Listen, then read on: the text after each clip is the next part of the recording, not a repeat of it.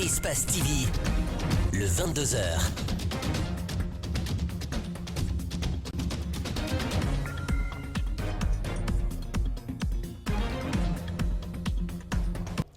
Bonsoir à tous, merci de regarder Espace TV et bienvenue à ce 22h. Voici les titres qui concentrent l'actualité de ce vendredi. Présidentielle de 2020, la CENI rencontre les parties prenantes au processus électoral lors d'un comité interparti au menu des échanges, le chronogramme électoral, la révision exceptionnelle du fichier et le cas des démembrements de la CENI. Le ministre du Commerce face à la presse, Antoine Lefond, présentait l'impact de la Covid-19 dans le secteur du commerce et les mesures prises par le gouvernement pour atténuer les effets de cette crise sanitaire sur le panier de la ménagère.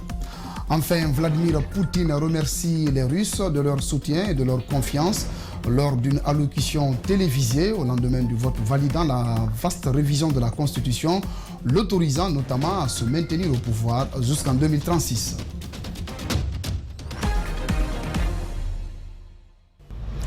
Bienvenue aux 22h, la grande édition de la soirée. Comme annoncé au sommaire, la CENI a organisé ce vendredi sa première réunion du comité interparti en toile de fond, discuter du chronogramme de l'élection présidentielle dont la date du 18 octobre a été proposée par la CENI, la révision du fichier électoral, mais aussi la réorganisation des démembrements de l'institution électorale. La rencontre a été boudée par les grands partis de l'opposition. Compte rendu, Justin Leno, Aboubakar Din Kamara. La première rencontre du comité interparti pour la présidentielle de 2020 a démarré par une minute de silence à la mémoire de Maître Salif Kébé, ancien président de la CENI, décédé récemment des suites de la pandémie de Covid-19. Plus loin, le président du CIP a dévoilé les lignes de cette rencontre. Et d'ailleurs, a commencé cette observation par les activités qui seront déclenchées dans les prochains jours. Il s'agit de la révision à titre exceptionnel des listes électorales. C'est un souhait ardent que la CENI exprime. La révision à titre exceptionnel des listes électorales complémentaires est l'un des défis à relever. Au niveau des acteurs majeurs du processus électoral, aussi bien à Conakry qu'à l'intérieur du pays, entre les préfectures, pour que l'environnement, le climat électoral préfectoral soit aussi favorable. Les élections constituent un enchaînement d'activités précises, des tâches spécifiques à exécuter à la fois par la CENI, mais aussi par toutes les parties prenantes du processus électoral. Les partis politiques de la mouvance et de l'opposition se disent concernés par le scrutin avec le respect des règles démocratiques. Aujourd'hui, nous sommes venus et nous sommes qu'au début. On est en train de nous présenter quand même le chronogramme. Et on va voir le contenu et puis après on se prononcera là-dessus. D'habitude, c'est le premier comité après l'élection, le double scrutin législatif et référendaire. Et nous tendons vers l'élection présidentielle. Et si la CENI initie une telle concertation entre les différents acteurs, et nous ne ferons que remercier. 60 jours au moins et 90 jours au juste avant la fin du mandat du président en fonction, c'est ce que prévoit l'article 43 de la Constitution pour organiser cette élection. En tout cas, la CENI rassure que la date du 18 octobre reste maintenue. En plus bref, réunie en session plénière ce vendredi, l'Assemblée nationale a procédé à l'adoption de la loi organique sous la HAC, Haute Autorité de la Communication, dont le nombre de membres passe de 11 à 13. La presse aura 5 représentants au sein de l'institution, mais la nouveauté, le président de la HAC sera désormais nommé par décret présidentiel. Nous apprenons également que d'autres textes de loi ont été également adoptés par l'Assemblée nationale. Nous reviendrons sur cet élément dans nos prochaines éditions d'information. Dans le cadre de la vulgarisation du plan de riposte économique du gouvernement contre la pandémie à coronavirus, le ministre du Commerce était face à la presse ce vendredi. Il s'agissait pour l'architecte Boubacar Bari de présenter l'impact de la Covid-19 dans le secteur du commerce et les mesures prises par le gouvernement pour atténuer les effets de cette crise sanitaire sur le panier de la ménagère. Idrissa Bari, Amara Alex Silla. La baisse des activités commerciales due à la fermeture des frontières terrestres et aériennes est l'un des impacts de la Covid-19 sur le secteur du commerce en Guinée. À cela s'ajoute le couvre-feu et la limitation des déplacements qui s'est répercutée sur le tarif des transports, note le ministre Boubacar Bari. Pour atténuer les conséquences de cette crise, l'État a pris des mesures dans la première phase du plan de riposte en faveur des opérateurs du secteur du commerce pour la période allant de janvier à juin 2020 et au-delà. Avec un volume d'importation d'environ 230 000 tonnes de riz titrant 25% de brisure, devant engendrer environ 117 milliards de francs guinéens de recettes fiscales, l'État a concédé sous forme de subvention environ 92 milliards de francs guinéens, soit 92% de subvention aux opérateurs du secteur. Boubacar Bari précise que le coût prévisionnel de ces mesures s'élèverait à près de 230 milliards de francs guinéens au 31 décembre 2020. Autre mesure prise par le gouvernement pour ravitailler le marché en denrées de première nécessité, c'est la disponibilité d'un stock pouvant couvrir les besoins de consommation des populations pendant plus de 5 mois pour le riz et l'huile végétale, 8 mois pour le sucre, le blé et la farine, la purée de tomates, le poisson et l'oignon. Les besoins varient entre 4 à 7 mois de consommation. Les stocks en additifs plus les stocks en physique sur place vont pouvoir couvrir les besoins de la population sur 5 mois. Ça veut dire qu'à partir de ce mois de juillet jusqu'à fin novembre, nous sommes dans une période de sécurité où les denrées de première nécessité relatives au riz titrant 25% de brisure sont disponibles. Mais puisque le processus d'importation continue, bien entendu, au fur et à mesure que les importations se feront, au fur et à mesure, ce délai ira progressivement. Boubacar Bari note également que son ministère a été instruit de mettre en place un programme d'urgence visant la constitution d'un stock de sécurité alimentaire. Ceci pour prévenir tout aléa dans l'approvisionnement du marché en denrées. La pandémie du Covid-19 a aussi fortement affecté l'exportation des produits guinéens. En 2019, la Guinée a exporté plus de 70 000 tonnes d'anacarde contre 0 tonnes cette année. Un manque à gagner qui impacte l'économie guinéenne. Une évaluation est en cours pour chiffrer les conséquences de la maladie sur les exportations guinéennes. Suivez à propos le ministre Boubacar Bari. Vous savez que si nous prenons par exemple l'anacarde, connaissait un volume d'expansion en termes d'exportation relativement important. C'est en train de progresser petit à petit. Il faut savoir que l'année dernière, on a exporté pour près de 63 000 tonnes d'anacarde et cette année, 0. Donc, il n'y a pas photo. Vous voyez tout de suite la différence. Le manque à gagner, les pertes que peuvent subir les opérateurs dans le secteur. Vous prenez la mangue. On a pu exporter un tout petit peu de mangue et cela, il a fallu faire une acrobatie énorme avec l'unité fruitière de Daboya pour pouvoir évacuer la mangue par voie terrestre jusqu'à Dakar et bien entendu la différence qu'il peut y avoir en termes de volume entre un transport par voie maritime à partir de Conakry et un transport par camion réfrigéré à partir de Conakry vers le pays limitrophe. Donc c'est pareil pour l'ananas, c'est pareil pour les autres produits d'exportation. Mais à l'occasion, je vous donnerai les chiffres où je demanderai à la direction générale de l'Agence guinéenne de promotion des exportations de publier les chiffres pour que vous ayez une idée du manque à gagner qu'il y a eu dans ces secteurs d'exportation. Le ministre du Commerce Boubacar Bari s'exprimant sur l'impact de la Covid-19 sur les activités commerciales en République de Guinée, des propos recueillis par nos reporters Idrissa Bari et Amar Alex Silla. La manifestation citoyenne du FNDC, initialement prévue pour le 8 juillet, est reportée au 20 juillet 2020.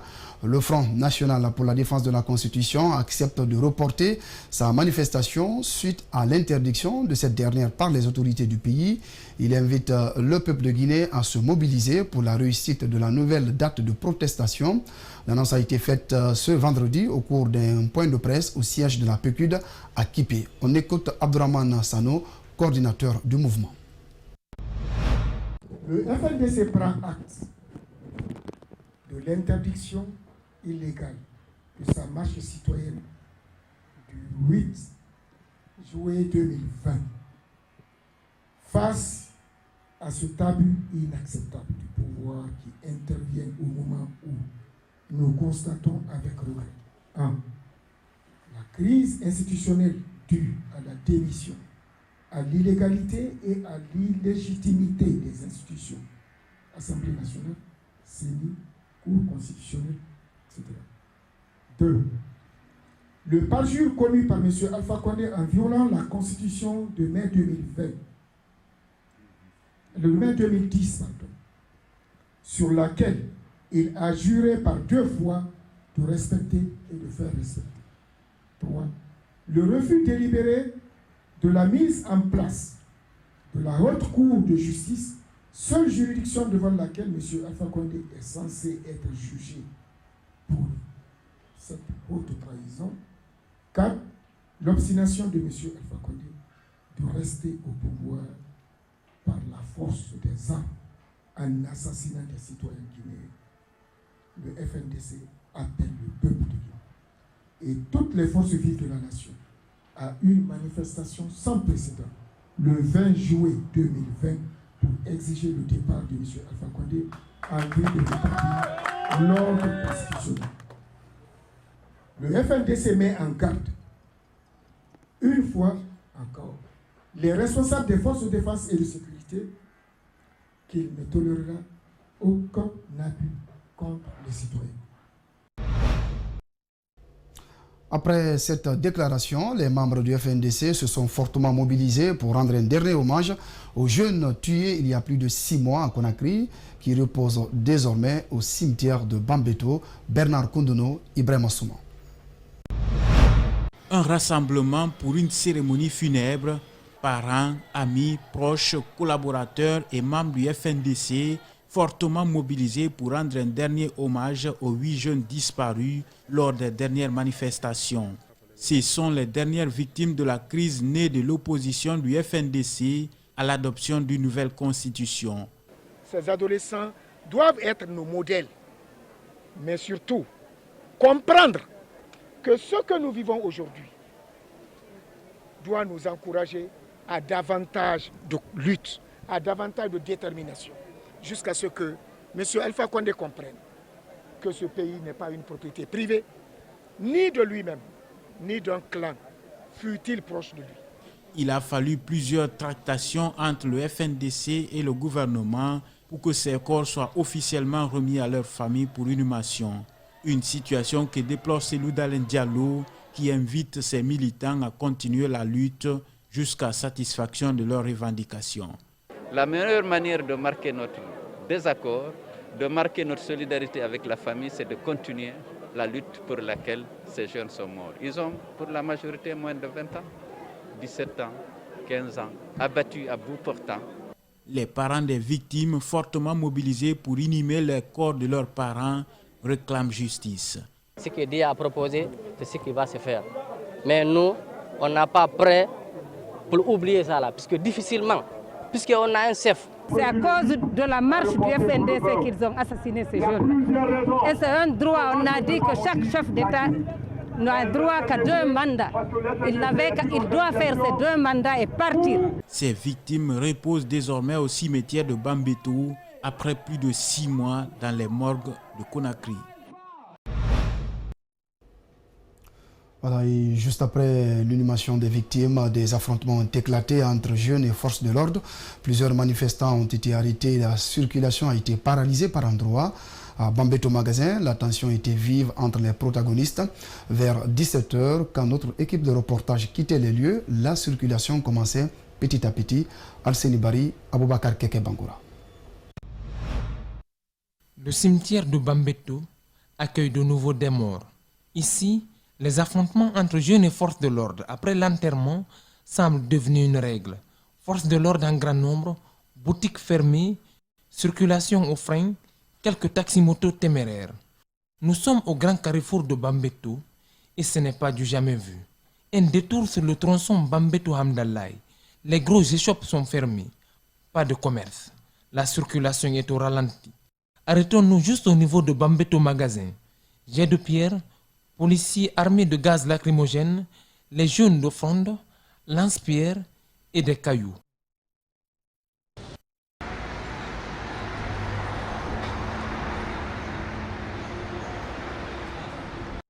Ici, il faut être courageux pour tenter le passage. Les jeunes sont survoltés lorsqu'ils voient notre caméra.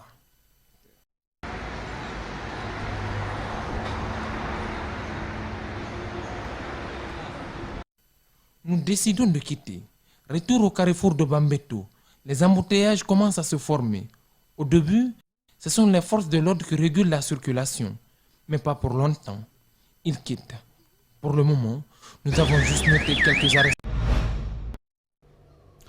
Dans l'actualité encore, comment sont traités les Africains en Chine? Ce soir, on en sait un peu plus grâce à des témoignages des Guinéens de retour en Chine, de la discrimination au manque de faveur en passant par la stigmatisation.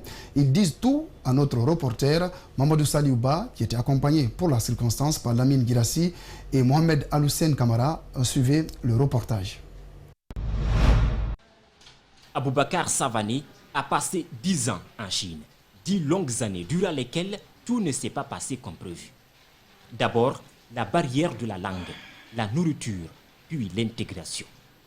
Il ne le cache pas, pour trouver facilement du travail en Chine, vaut mieux être d'un autre continent que de l'Afrique. Quand on t'appelle au téléphone pour te parler d'un boulot, tu as peur de dire que tu es africain. Okay? Souvent, moi je me moque souvent des jeunes que j'ai fait venir en Chine, qui disent qu'ils sont canadiens. Et voilà, tu es canadien jusqu'à ce que tu arrives là-bas. Quand tu viens, il faut présenter un passeport pour faire le boulot. Et dès que tu présentes le passeport, tu n'es pas canadien, tu as moins de chances d'être. Donc moi, je pense que ça, c'est vraiment une discrimination, quoi. Une certitude, la Chine s'est beaucoup développée, mais sa compassion pour les Africains laisse à désirer. Moi, aujourd'hui, j'ai peur d'aller en Chine, même si demain, ils ouvrent les frontières. Je me dis que je suis sûr que quand je vais, mon bailleur, peut-être, il va dire que je ne vais plus habiter dans sa maison. Et qu'est-ce que je peux faire? Je n'ai même pas où me plaindre. Et même quand tu es intégré, cela ne change rien. Le problème est chronique. Dans l'empire du milieu, l'Africain reste cet homme peu considéré. Le problème chinois, c'est l'éducation. Ils ont un problème, c'est que depuis des générations, on les dit que voilà, les Africains sont pauvres. Ils n'ont pas de nourriture que chez eux. Ils ont la guerre en Somalie. Et voilà, ils ne se lavent pas, ils n'ont pas d'eau et tout. Donc ils ont cette conception. Donc quand ils voient un Africain, ce qu'ils voient en première position, c'est ce concept. Donc c'est un concept, c'est un stéréotype. On met tous les Africains dans le même bateau. Mamadouli a passé 6 ans en Chine. Dans la ville de Guangzhou, où il y a beaucoup d'Africains, où ces derniers mois, des Noirs ont été discriminés, Mamadouli a été témoin de plusieurs événements. Dans ma ville, à moi, je ne me promène jamais avec mon passeport. Dès que j'arrive, je le mets, je sors comme je veux. On ne m'a jamais arrêté par la police. Mais à chaque fois que je vais à Guangzhou, juste parce que je suis africain, on m'arrête partout. Et dans toutes ces expériences, Li a retenu une chose, ne jamais porter plainte contre un Chinois en Chine. En Chine, on a eu des amis qui se sont battus juste avec un taximètre, qui sont allés en prison pour ça. Et ils avaient raison. Mais tu n'as pas raison. Tu peux payer plus de 100 millions de francs guinéens pour caution et tu fais 3 mois en prison pour un petit truc. Et à des fois, il y a des gens qui se sont battus devant une boîte de nuit. En Chine, il y a des caméras partout. Mais dès que le problème vient, c'est un étranger, un Chinois, on ne voit plus les vidéos qui circulent. Ils sont capables de les éliminer et tout. Donc... Des témoignages saisissants. Amadou, lui, y a séjourné pendant 3 ans. Et comme beaucoup d'autres Africains, il a vécu une expérience bouleversante, des moments difficiles à oublier. Ce n'est pas tout le temps, mais des fois quand tu montes dans un métro, ou bien dans un train, pas un train, mais un métro qui circule dans la ville, tu peux t'asseoir, tu viens, tu trouves une place vide, tu t'assois, ceux qui sont à côté de toi, tu les vois s'élever, quoi, tu vois. Non? Donc tu te demandes réellement, ça veut dire quoi ça? Une fois même, j'ai crié sur un Chinois quand je suis rentré directement dans le métro. Il a fui, on dirait que j'avais un fusil, j'étais venu le tuer, tu vois, non, il a fui. Après, je suis venu, j'ai crié moi aussi, je l'ai dit, ouais, Chirien, moi aussi je suis une personne, est-ce que tu vois? Après, tous ceux qui étaient là-bas, ils m'ont regardé. Donc, je me suis arrêté et quand je suis arrivé à mon point, là où je devais descendre, j'ai descendu, mais ce jour-là, ça m'a tellement choqué. Mais en Chine, Amadou a dû s'habituer à un autre qualificatif plus saisissant. Le nom donné au continent africain. Tu sais, les Chinois, comment ils l'appellent le continent africain, ils l'appellent le continent africain Feijiu. Feijiu, ça c'est en chinois, est-ce que tu vois. Donc, et le Fei, c'est genre, ça signifie quelque chose, ça signifie comme mauvais ou bien quelque chose, n'est pas. C'est une négation en quelque sorte.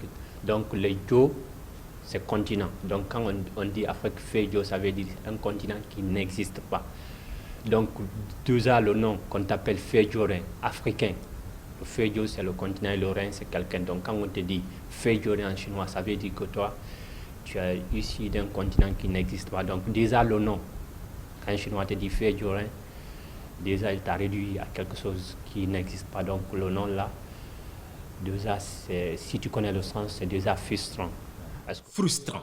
Mais pour lui, tout tire son origine en Afrique, où les habitants accordent plus d'importance aux étrangers qu'aux leurs. Et pour lui, il y a une solution. Je peux dire que c'est l'Afrique qui nourrit les autres continents et ça n'engage que moi, je l'assume, est-ce que tu vois. Donc c'est très facile. Si vraiment ils veulent qu'il y ait une dignité, le respect pour les Africains à l'extérieur, en Chine, que ce soit en Chine, que ce soit en Russie, que ce soit partout dans le monde, il faudrait qu'ils acceptent de lever le ton. Les États africains vont-ils entendre? La Chine va-t-elle comprendre? Tout pourrait dépendre de l'Afrique. Direction l'intérieur du pays, les mesures de riposte contre le coronavirus sont de plus en plus abandonnées en Guinée. Pourtant, la pandémie continue sa propagation à travers le pays. Cette semaine, des jeunes artistes ont pris d'assaut la ville de Mamou pour sensibiliser les citoyens à porter les bavettes et faire des dons à ceux qui n'en possèdent pas. Une action qui enchante plus d'un dans la ville Carrefour. Suivez. Pour aider à éradiquer la pandémie de Covid-19 en Guinée, aucune action n'est inutile. C'est conscient de cela que ces jeunes artistes et comédiens, réunis en synergie des artistes de Mamou, sont sortis dans les rues pour sensibiliser les citoyens sur le port de masque et aussi faire des dons à ceux qui n'en ont pas. Ils sont sortis dire à nos frères et sœurs de respecter les mesures préventives dictées par les autorités. Et vous avez vu, certains ne portaient pas des bavettes, mais à cause de nous, on les a sensibilisés, certains ont accepté de porter. Et en même temps, nous avons rencontré certaines personnes qui ont refusé de porter et qui nous ont parlé durement, mais puisque nous, c'est notre travail, nous sommes engagés à ce que tout le monde porte. Pour la seule activité, un peu plus de 1000 bavettes ont été offertes aux citoyens. Je remercie d'abord l'équipe pour la sensibilisation. Peut-être c'est la première fois de voir ce genre d'actes ici, surtout au grand marché ici, à Varia. À côté de cette action, une campagne de sensibilisation des citoyens sur les mesures de riposte contre le coronavirus a été lancée jeudi à la mairie. Puisque le coronavirus est devenu une maladie qui a vraiment secoué le monde entier, nous ne pouvons pas mener une activité de paix en dehors de cette préoccupation-là. C'est pour cela que cette fois-ci, nous avons orienté nos efforts vers la sensibilisation des citoyens de Mamou contre cette pandémie. Je déclare engagé la campagne de lutte contre le Covid. Dans le seul mois de juin, la préfecture de Mamou a enregistré 4 cas confirmés de Covid-19, dont 6 au compte de la région. Restons toujours à Mamou où pendant ce temps, des tenanciers et propriétaires des lieux de loisirs sont mis aux arrêts et déférés à la prison civile. Il est reproché à ces citoyens, au nombre de 5, d'avoir ouvert leurs bars et boîtes de nuit malgré l'état d'urgence sanitaire instauré par le président de la République. Suivez les précisions d'El Haj Sidiki Kamara, procureur de la République près le TPI de Mamou, au micro de notre correspondant régional. Au cours de la soirée du jeudi 2 juillet 2020, notre parquet a été saisi par le commissariat central de police de Mamou d'un procès verbal dressé contre les citoyens Matos Haba, Mamadou Samba Boiro, Mamadou Guldeba, Boubacar Kaba et Aboubakar Doukouré-Silla pour rébellion, des faits qui sont prévus et punis par les articles 666 et 669 du Code pénal. Par rapport aux faits, tous ces suspects sont tenanciers et propriétaires de bars et de bars dancing. Alors, ils sont poursuivis pour avoir violé systématiquement les mesures édictées par M. le Président de la République relatives à la fermeture momentanée des lieux de loisirs. Ils se sont, nonobstant ces mesures, obstinés à ouvrir leurs boîtes de nuit et bars de restaurants qui sont bondés toute la nuit par certains noctambules. Notre parquet a donc reçu ce procès verbal. Il l'a orienté en procédure de flagrant délit et s'il plaît à Dieu, ils vont tous comparaître à l'audience du mardi 7 juillet 2020 pour répondre des faits qui leur sont reprochés. Restons dans le même cadre, une rencontre d'information et de mobilisation entre les cadres de la région administrative, les responsables de santé et les partenaires techniques vient de se tenir à Boké. Cette réunion convoquée par le gouverneur de région consiste à faire le bilan des activités de riposte contre la pandémie dans les 5 préfectures de la région, mais aussi envisager des mesures dans le cadre du respect des gestes barrières. Dienabou Kamara, Salifou Lifosissé. Cette rencontre a mobilisé les autorités administratives, les partenaires techniques de la santé et les représentants de la presse. Objectif, échanger sur la situation de Covid-19 dans la région de Boké. Ça nous interpelle en tant qu'autorité, ça nous interpelle simplement en tant que citoyen de Boké. Parce que 85 cas confirmés, imaginez donc le nombre de contacts. Ça va faire beaucoup plus. Et ces cas confirmés, comme je le disais tout à l'heure, dans une localité où il n'y a pas eu de tests. On prend quelques cas suspects, on les envoie au niveau de Kindia, on les teste et ils reviennent peut-être positifs ou négatifs. S'il y avait des tests à grande échelle, on aurait pu trouver beaucoup plus. C'est ça notre souci. Après avoir planté le décor, le directeur régional de la santé de Boké a présenté la situation épidémiologique dans la région. Aujourd'hui, la région de Boké est à 146 cas. Je dis bien la région. La préfecture de Boké a 85 cas. 58 cas sont à Fria, 2 cas sont à Bofa et un seul cas à Gawal. Cela veut dire qu'au jour d'aujourd'hui, 4 préfectures sur 5 ont notifié déjà au moins un cas. Sur la question liée aux tests récemment octroyés par la SMB, le directeur régional de la santé de Boké a donné des précisions sur la fiabilité de ce test. Il y a les 2 types de tests, tests anticorps et tests antigéniques. Pour le moment, le test qui a été donné par SMB, c'est un test anticorps. Mais on nous dit d'attendre qu'on finalise la validation de ces tests. Donc nous vous rassurons aux populations que ces tests sont disponibles et seront utilisés à bon échéant le moment venu. La rencontre a pris fin par des questions-réponses entre autorités et responsables de santé. Retour encore à Conakry donc pour parler de nouveau de cette maladie. L'IVLP Guinée a souhaité s'investir dans la lutte contre le Covid-19. Pour ce faire, l'ONG a choisi de faire un don de kits sanitaires aux établissements scolaires des 5 communes de la capitale. Ces dispositifs sont un appoint au gouvernement guinéen qui a décidé de rouvrir les écoles après plusieurs semaines de fermeture en raison de la pandémie du coronavirus. La remise a eu lieu ce vendredi au lycée 1er mars de Matam. Le compte-rendu de cette rencontre avec Mohamed Amarou Kamara et Yacouba Traoré. En décidant de la reprise des cours, l'État guinéen n'a pas réussi à doter toutes les écoles de dispositifs sanitaires pour faire face à la pandémie de coronavirus. Certains établissements, par manque de kits, sont contraints à ces jours de garder encore les portes verrouillées. Mais leur ouverture ne devrait plus tarder car l'IVLP Guinée a choisi lui aussi de s'impliquer. Quoi de plus noble et exaltant aujourd'hui que d'appuyer le gouvernement dans son plan de riposte d'urgence contre la pandémie sanitaire de la Covid-19 en général et plus particulièrement accompagner les écoles publiques et privées confrontées à d'énormes difficultés d'ordre logistique en cette phase de rentrée de classe pour les élèves en examen.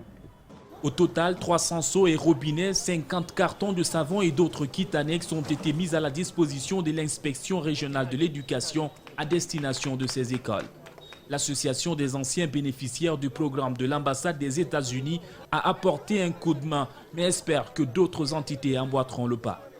Nous espérons que cette modeste contribution viendra en appoint aux efforts des autorités guinéennes, des donateurs nationaux et internationaux pour aider le système éducatif guinéen à gagner le pari d'une réouverture des classes en toute sécurité sanitaire afin d'éviter que la Covid-19 n'affecte nos écoles. Aucun geste n'est moindre dans la riposte contre une pandémie qui a durement affecté le monde entier. Les écoles qui recevront ces kits sauront en faire bon usage, rassurent les responsables de l'éducation de la région de Conakry. C'est dire qu'en cette phase de la réouverture des classes, ce don représente un appui inestimable à l'exécution des activités de riposte contre la Covid-19 dans nos écoles et établissements. Sur ce, l'inspection régionale de l'éducation de la ville de Conakry rassure monsieur le donateur qu'elle ne ménagera qu'un effort avec l'appui du bureau régional de l'APAE pour veiller à la gestion rationnelle de ce lot de matériel. L'IVLP est le premier programme d'échange professionnel du département d'État américain. Grâce à des visites de courte durée aux États-Unis, les dirigeants étrangers actuels et émergents dans divers domaines font l'expérience de ce pays et entretiennent des relations durables avec leurs homologues américains. Le président Alpha Condé a d'ailleurs lui aussi bénéficié de ce programme en 1962. La coalition des acteurs pour la nouvelle République a tenu une réunion ce jeudi à Conakry. Ce mouvement qui soutient les actions du chef de l'État a donc procédé à la validation du statut et règlement intérieur de leur structure. Compte rendu Idrissa Bari, Amar Alex Silla. Convaincu que l'actuel locataire de Serotoria est le garant du développement socio-économique de la Guinée, la CANOR, coalition des acteurs pour la nouvelle République, compte s'investir dans la sensibilisation sur les acquis de la gouvernance du président de la République durant sa mandature. La CANOR compte aussi mobiliser les électeurs en faveur du candidat de la mouvance présidentielle à la prochaine élection. La CANOR a un seul objectif, c'est de soutenir le RPG Arc-en-Ciel et de soutenir son candidat, le candidat du RPG Arc-en-Ciel pour les élections présidentielles du 18 octobre prochain. Et nous souhaiterions que ce candidat soit le professeur Alpha Condé. Pourquoi le professeur Alpha Condé? C'est pour essayer de reconnaître les bienfaits et surtout les acquis de sa gouvernance aujourd'hui sont élogieux. L'élection présidentielle est annoncée pour le 18 octobre par la Commission électorale nationale indépendante CENI. La CANOR, à travers son plan d'action, compte se déployer sur toute l'étendue du territoire national pour informer et faire adhérer les citoyens à la cause du RPG Arc-en-Ciel. La CANOR va réfléchir autour des points suivants. D'abord la sensibilisation pour faire des porte-à-porte, en créant des groupes de choc dans le quartier pour essayer de créer un débat interactif entre les jeunes et les femmes, entre les jeunes et la CANOR, entre les femmes et la CANOR, pour les expliquer la nécessité effectivement d'accompagner le RPG Arc-en-Ciel dans sa bataille électorale.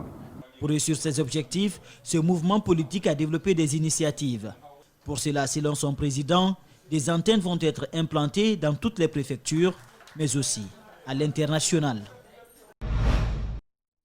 C'était donc le condensé de l'actualité sur le plan national. À présent, l'actualité à l'étranger, elle reste justement dominée par la Russie. Vladimir Poutine remercie les Russes de leur soutien et de leur confiance lors d'une allocution télévisée au lendemain du vote ayant validé la vaste révision de la Constitution, l'autorisant notamment à se maintenir au pouvoir jusqu'en 2036. On écoute le président russe.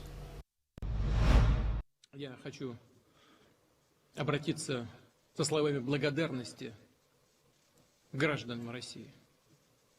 Хочу сказать спасибо вам большое за поддержку и доверие.